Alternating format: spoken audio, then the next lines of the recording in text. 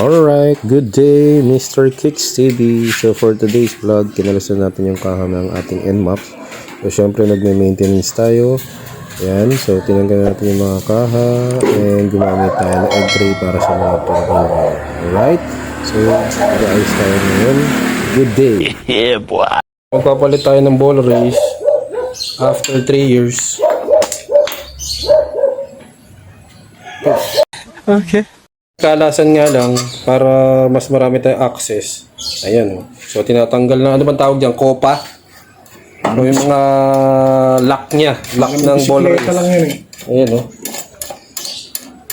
Okay. So update. So nangyari kay Maxi natin is pungos. At ang masasarap ang buhay. Hoy, brownie. Mer. Yan ang mga bantay, oh. Okay. Okay, wala na. Palitin na talaga. Tuyot. Tuyot. Ayun, oh. Okay, so ayusin pa yan. Tapos, general cleaning. Okay, installed na. So, adjustment na lang ng higpit.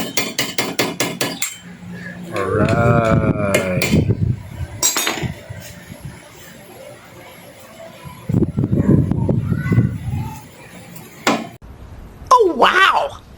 Guys, okay na. Naayos na natin yung ating ball race, yung ating NMAX.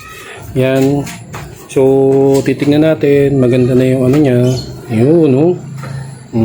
Alright. So, shoutout sa kapatid ko, kay Hector. Maraming salamat sa assistance at sa pagtulong. The best! Alright. So, yun na lang muna for today. Medyo pagod na. Kailangan ng magpahinga-pahinga. Alright, then, peace out!